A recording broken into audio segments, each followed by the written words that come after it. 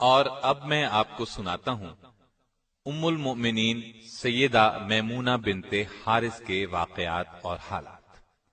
آپ رضی اللہ عنہا کا نام برہ تھا۔ نبی صلی اللہ علیہ وسلم نے میمونہ رکھا۔ والد کا نام حارث بن حزن تھا۔ والدہ کا نام ہند بنت عوف تھا۔ آپ سیدنا عبداللہ بن عباس رضی اللہ عنہ اور سیدنا خالد بن ولید رضی اللہ عنہ کی حقیقی خالہ تھی، کیونکہ ان کی بڑی بہن لبابہ الکبریٰ سیدنا عباس رضی اللہ عنہ کی زوجہ محترمہ تھی اور ابن عباس کی ماں تھی۔ دوسری بہن لبابہ الصغریٰ ولید بن مغیرہ کی بیوی تھی اور خالد بن ولید کی ماں تھی۔ سیدہ میمونہ کی کئی بہنیں تھیں، اس لیے سیدہ میمونہ رضی اللہ عنہا کی والدہ ہند بنت عوف کے کئی داماد تھے۔ اسی ہند بنت عوف کے متعلق کہا گیا ہے کہ کائنات انسانی میں سب سے بہتر داماد اس کے حصے میں آئے ہیں۔ ان کے دامادوں کے نام یہ ہیں: محمد الرسول اللہ صلی اللہ علیہ وسلم، سیدنا عباس، سیدنا جعفر بن ابی طالب، سیدنا ابو بکر صدیق، سیدنا علی بن ابی طالب، سیدنا حمزہ بن عبد المطلب اور سیدنا شداد بن حاد رضی اللہ عنہم۔ ابن قتیبہ نے لکھا ہے کہ پوری دنیا میں ہند بنت عوف سے زیادہ کوئی عورت اپنے دامادوں کے لحاظ سے بزرگ اور خوش قسمت نہیں۔ سیدہ میمونہ رضی اللہ عنہا کا پہلا نکاح جاہلیت کے زمانے میں ہوا۔ ان کے خاوند کا نام مسعود بن عمرو ثقفی تھا۔ کسی وجہ سے دونوں میں علیحدگی ہو گئی۔ اس کے بعد آپ رضی اللہ عنہا کا نکاح ابو رحم بن عبد العزیٰ سے ہوا۔ ابو رحم کا انتقال 7 ہجری میں ہوا۔ شوال 7 ہجری میں سیدہ میمونہ رضی اللہ عنہا نبی صلی اللہ علیہ وسلم کے نکاح میں آئیں۔ رسول اللہ صلی اللہ علیہ وسلم کی یہ خصوصیت تھی کہ اگر کوئی مومنہ عورت اپنا نفس یعنی اپنے آپ کو جناب رسول اللہ صلی اللہ علیہ وسلم کے لیے ہبہ کرتی تو آپ کے لیے یہ ہبہ جائز تھا۔ آپ چاہتے تو ایسی عورت سے نکاح کر سکتے تھے۔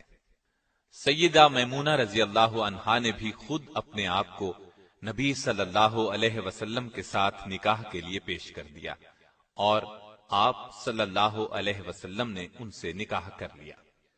روایات کے مطابق یہ نکاح عمرۃ القضاء کے موقع پر منعقد ہوا۔ چونکہ رسول اللہ صلی اللہ علیہ وسلم عمرہ کرنے کی غرض سے نکلے تھے، اس لیے آپ حالت احرام میں تھے۔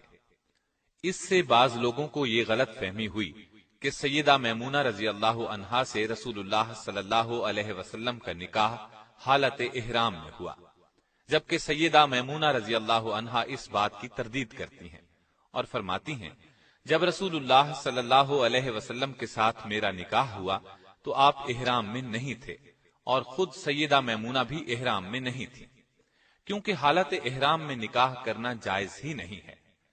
سیدہ میمونہ رضی اللہ عنہا نے اپنے آپ کو خود نبی صلی اللہ علیہ وسلم کے ساتھ نکاح کرنے کے لیے پیش کیا تھا۔ اس بارے میں سورہ احزاب کی آیت 50 نازل ہوئی۔ پھر سیدہ میمونہ رضی اللہ عنہا رسول اللہ صلی اللہ علیہ وسلم کے ساتھ مدینہ طیبہ آ گئیں۔ سیدہ میمونہ کا نکاح مقام صرف میں ہوا اور صرف ہی کے مقام پر آپ کا انتقال ہوا۔ وفات کا سن 61 لکھا ہے۔ یہ واقدی کی روایت ہے۔ محمد بن اسحاق نے وفات 63 ہجری لکھی ہے۔ بخاری میں ہے کہ ان کا جنازہ اٹھایا گیا تو سیدنا ابن عباس رضی اللہ عنہ نے فرمایا، یہ رسول اللہ صلی اللہ علیہ وسلم کی زوجہ محترمہ ہیں، ان کے جنازے کو زیادہ حرکت نہ دو، ادب و احترام کے ساتھ چلو۔ سیدنا ابن عباس نے نماز جنازہ پڑھائی اور قبر میں اتارا۔ آپ کی روایت کردہ احادیث کی تعداد 46 ہے اور بعض کتابوں سے معلوم ہوتا ہے کہ تعداد 76 ہے۔ نبی صلی اللہ علیہ وسلم کے احکامات کی تعمیل ہر وقت ان کے پیش نظر رہتی، اللہ سے بہت ڈرتی تھی، صلہ رحمی کرتی تھی، غلام آزاد کرنے کا بہت شوق تھا۔ ایک مرتبہ آپ نے ایک لونڈی کو آزاد کیا تو نبی اکرم صلی اللہ علیہ وسلم نے بڑے ثواب کی خوشخبری سنائی۔ سیدہ کبھی کبھی قرض بھی لے لیتی تھی۔ ایک مرتبہ قرضہ لیا، رقم کچھ زیادہ تھی۔ کسی نے پوچھا آپ اس رقم کو ادا کیسے کریں گی؟